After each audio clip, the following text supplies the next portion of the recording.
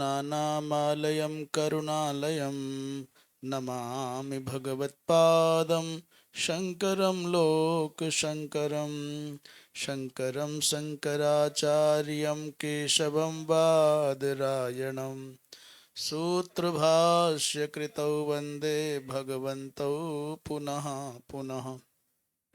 ईश्वरो गुरुरात्मेति मूर्तिभेदविभागिने व्योमवद्व्याप्तदेहाय दक्षिणामूर्तये नमः।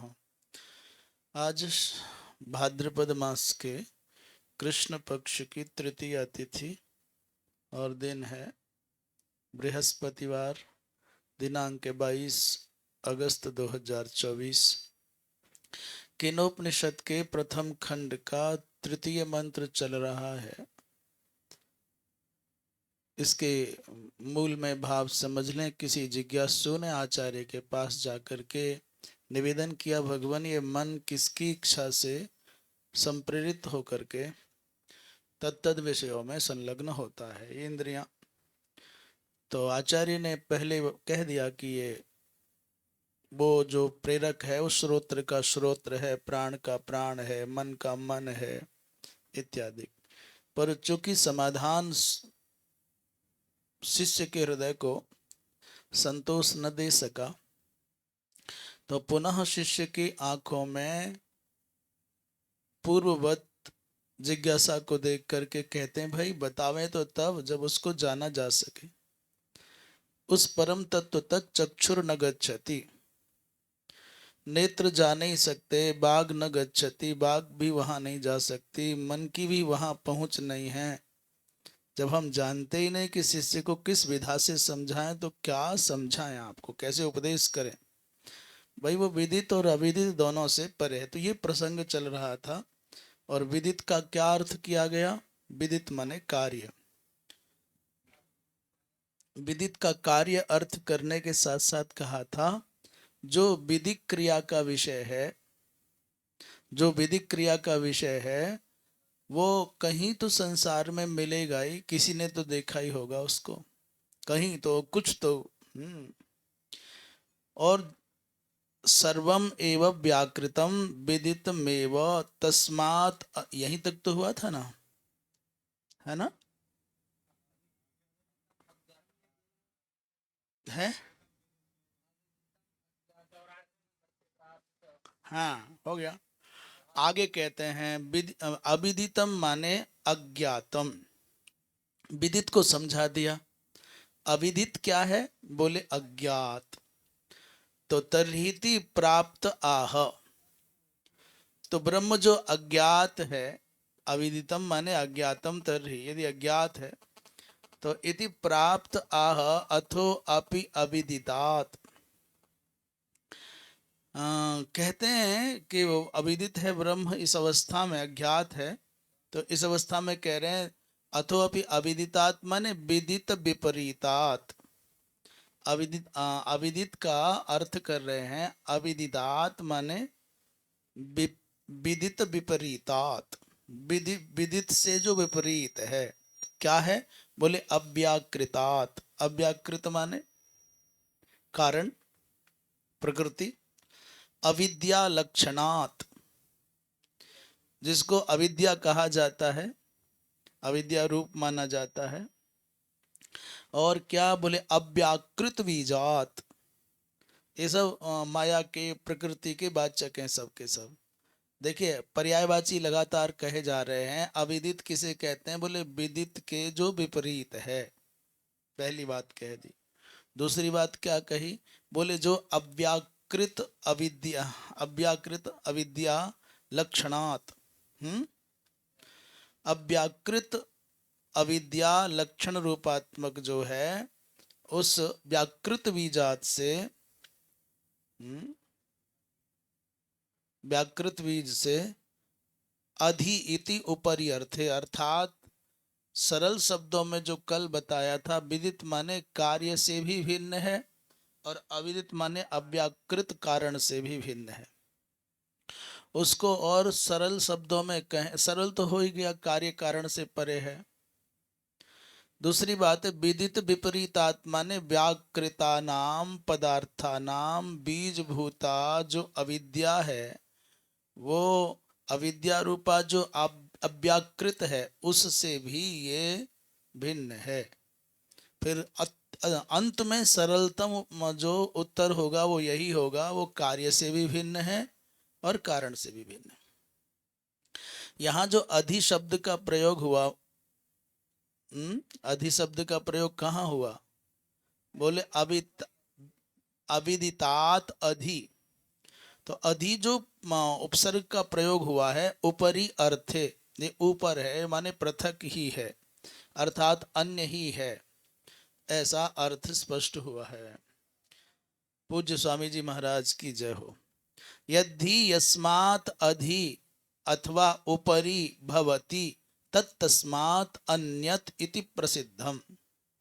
जो कुछ भी, यदि जो कुछ भी, यस्मात् माने जिससे भी, अधि माने ऊपरी, अधि माने ऊपरी होता है, तत्तस्मात् वह उससे, अन्यत प्रसिद्धम उससे भिन्न होता है।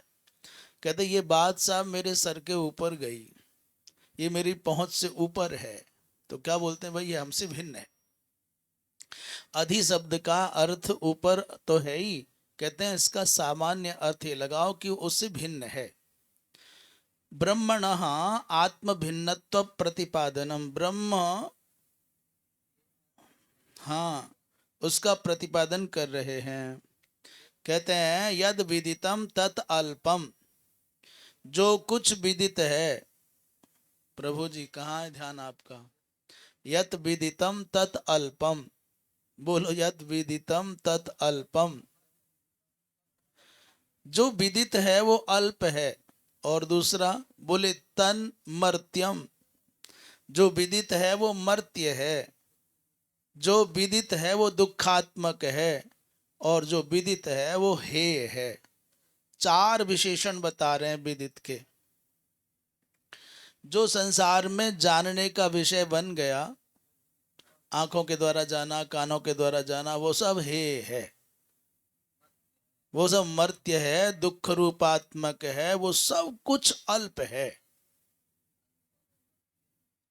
जी प्रभु, जी नारायण प्रभु पधारे।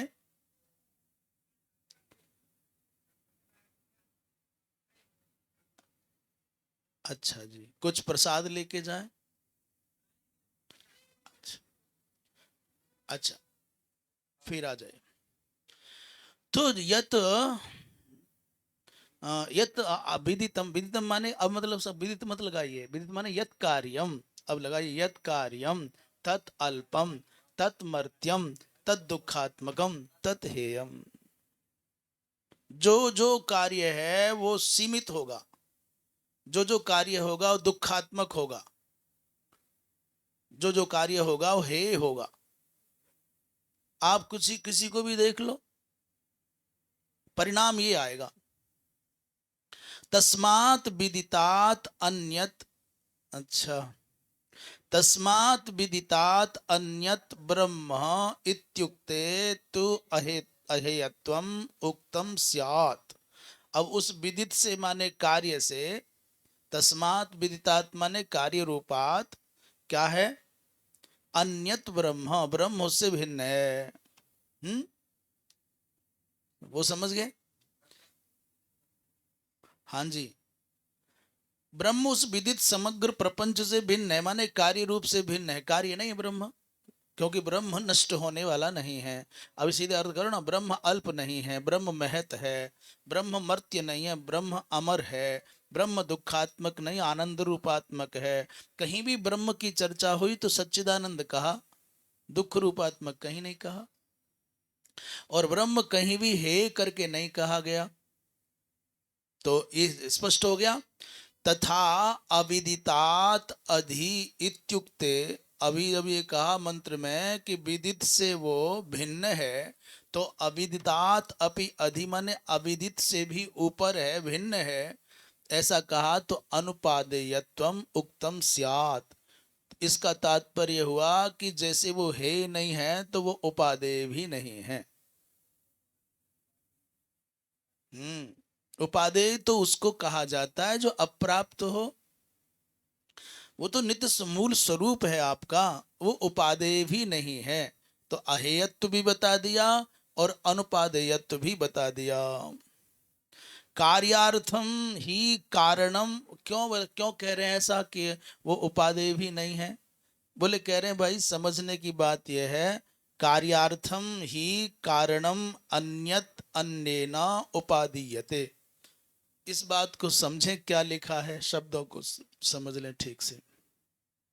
एक कोई मनुष्य अन्येन पुरुषेण अन्यत कारणम, अन्येन पुरुषेण अन्यत कारणम, क्या बोले कार्यार्थम ही उपादीयते। किसी कार्य के संपादन के लिए कोई मनुष्य किसी और कारण का प्रयोग करता है, पर यह आत्मा तो वैसा है नहीं। देखो फिर देखें, कार्यार्थम माने कार्य के संपादन के लिए ही, अन्यत कारणम किसी भिन्न कारण को, अन्येन माने पुरुषेण, उपादीयते माने स्वीकार किया जाता है, पर ये तो वैसा है नहीं। अन्यत कारणम अन्येन पुरुषेण कार्यार्थम एव उपादीयते अतश्च न वेदितुः। इसीलिए वेदितु माने आत्मनः कृते, वेदितु माने देखो इसे लिखा है ना, आत्मना कृते अन्यस्मै, दूसरे किसी प्रयोजन के लिए, अन्यस्मै प्रयोजनाय अन्यत उपादेयम न भवति। आत्मना कृते, आत्मा के लिए किसी अन्य प्रयोजन के निमित्त अन्यत उपादेयम न भवति, कोई और उपादेय नहीं हो सकता है। इस आत्मा को किसी अन्य प्रयोजन के लिए अन्य साधन कोई उपादेय बने सो नहीं हो सकता। एवं विदिता विदित अविदिताभ्याम अन्यत, इसीलिए मंत्र में कहा कि विदित और अविदित माने कार्य और कारण दोनों से वो पृथक है। हेयोपादेय प्रतिषेधेन, और उसकी हेय और उपादेयता दोनों का प्रतिषेध हो जाने से, स्वात्मनो अन्यत्वात्, स्वात्मनो अनन्यत्वात्, क्या लिखा है? हाँ, स्वात्मनो अन्यत्वात् कहेंगे तो अपने से भिन्न हो जाएगा, और स्वात्मनो अनन्यात कहेंगे तो अपने से अभिन्न हो जाएगा। भिन्न और अभिन्न में क्या हो गया? स्वात्मनो अन्यत्वात् माने ये पुस्तक मुझसे भिन्न है, और स्वात्मनो अनन्यात माने मेरा ही स्वरूप है। ठीक है। स्वात्मनो अनन्यत्वात् ब्रह्म विषया जिज्ञासा शिष्यस्य निर्वर्तिता स्यात्। तो चूंकि वो स्वयं से अभिन्न है, इसीलिए ब्रह्म विषयक जिज्ञासा जो शिष्य के हृदय में रही, वो निर्वर्त माने संपन्न हो गई होगी, पूर्ण हो गई होगी, अब शंका न रही होगी। नहीं अन्यस्य स्वात्मनो विदिता विदिताभ्याम अन्यत्वं वस्तु न संभवति इत्यात्मा ब्रह्मेत्येष वाक्यार्थः। न ही अन्यस्य स्वात्मनः, क्या कहना चाह रहे हैं? दे आत्मनः अन्यस्य, अपने आप से भिन्न, विदिता विदिताभ्याम अन्यत्वं वस्तुनः संभवति, भाई वो कहना ये चाह रहे हैं अपने आत्मा से भिन्न किसी और वस्तु का विदित और अविदित से भिन्न होना संभव नहीं है। आत्मा में ही वो गुण है कि विदित और अविदित दोनों से ये परे हो सकता है। इसके अतिरिक्त संसार में या तो विदित होगा या अविदित होगा। संसार में जो भी कुछ है या तो कार्य रूप होगा या कारण रूप होगा। आवाज ठीक आ रही है ना? आप इनके तार वापस देखो ना, दोनों के ठीक हैं क्या? हाँ, ये आवाज ठीक आ रही है ना उन दोनों की? हमको कम क्यों आती है? हमको कहते हैं कि हमारे कान गड़बड़ा गए हैं ना। एक ही दिन में दो तीन बार गड़बड़ाते हैं कि इकट्ठे ही गड़बड़ाए हुए हैं? हमारे कान गड़बड़ाए हैं तो कभी ठीक क्यों हो जाता है और कभी खराब क्यों हो जाता है? हम्म, अच्छा है बेटा, जब बालक बड़े हो जाएं तो हम्म, तो क्या कहना चाह रहे हैं देखिए, इसी बात को मांडूक्य उपनिषद का एक मंत्र, अयम आत्मा ब्रह्म, ये आत्मा ब्रह्म है। आत्मा, इस क्या बात कह रहे थे, संसार में या तो कुछ है वो कार्य रूप है या फिर कारण रूप है। इस दो के अतिरिक्त संसार में तीसरा कुछ मिलेगा नहीं। आपने मिट्टी देखी तो कारण है किसी घट के प्रति, घट देखा तो कार्य है मृत्तिका के प्रति, पुत्र देखा तो आपने कार्य है पितृरूपी कारण के प्रति, पिता को देखा तो वो कारण है पुत्र रूपी कार्य के प्रति। इस संसार में कहीं भी देख लो, आपको कार्य और कारण के अतिरिक्त कुछ भी मिलेगा ही नहीं। और आत्मा ऐसा है नहीं, विदित और अविदित से परे तो केवल आत्मा है, और उसी को ब्रह्म कहते हैं। यह आत्मा अपहत पापमा, छांदोग्य उपनिषद के मंत्र का उद्धरण देकर के भाष्यकार कहते हैं ये जो आत्मा है ये निष्पाप है, पाप रहित है। आगे कहते हैं यत साक्षात अपरोक्षात ब्रह्म। कल भी ये बात आई थी, परोक्ष प्रत्यक्ष, परोक्ष और अपरोक्ष, तीन शब्द थे। संसार में या तो कुछ प्रत्यक्ष है जैसे घटपट आदिक, हम तुम आदिक, अथवा कोई परोक्ष है माने स्वर्ग नरक आदिक। पर अपरोक्ष कौन है? बोले अपरोक्ष का तात्पर्य है जो वेद्यत्वे सती, माने जो जानने योग्य तो है, हाँ, परंतु हाँ, इंद्रियों का विषय नहीं है, जैसे अनुभव किया जा सकता है ब्रह्म सत्ता का वैसा। यत साक्षात अपरोक्षात ब्रह्म, यह आत्मा सर्वांतरः। और भी अग्रिम बृहदारण्यक उपनिषद के मंत्र से बता रहे हैं यह आत्मा क्या है, बोले सर्वांतरः, सबके अंतरतम सत्ता का नाम आत्मा है।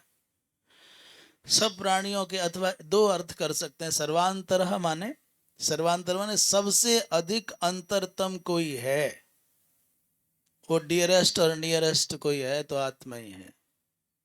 अथवा सर्वांतरः, सबके अंदर जो कुछ है वो आत्मा ही है, माने इसका सबका अर्थ हो गया सब प्राणियों के अंदर अर्थ कर लें। इत्यादि श्रुत्यंतरेभ्यश्चेति, ऐसा श्रुतियों के द्वारा भी जाना जाता है।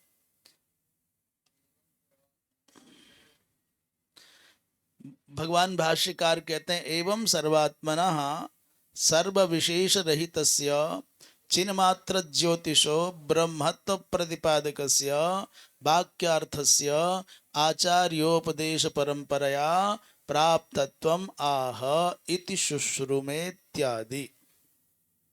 भगवान भाष्यकार कहते हैं कि एवं सर्वात्मनः, एवं माने अनेन प्रकारेण, जो सर्वात्मन माने सबका जो आत्मस्वरूप है, सर्व विशेष रहितस्य माने वो किसी भी विशेषण के द्वारा विशिष्ट लोक में नहीं किया जा सकता, तो सर्व विशेषण रहित है। चिन्ह मात्र ज्योतिष, वो क्या है, बोले चिन्ह मात्र है, ज्योतिष स्वरूप है, सत मात्र है, और दूसरा बोले चिन्ह मात्र है, और बोले आनंद मात्र है। कैसा है वो? सन मात्र है, चिन्ह मात्र है और आनंद मात्र है। उसी को चिन्ह मात्र ज्योतिष ब्रह्मत्व प्रतिपादक वाक्यार्थस्य, तो वो चिन्ह मात्र ज्योति जो सर्वात्मा है उसके ब्रह्मत्व प्रतिपादक जो वाक्यार्थ है, वो कहाँ से जाना वाक्यार्थ को आपने? उन वाक्यार्थों को कहाँ से? बोले आचार्योपदेश परंपराया। कहाँ से सुना? बोले आचार्यों की उस पावन परंपरा से आपने उनके उपदेश के द्वारा जाना।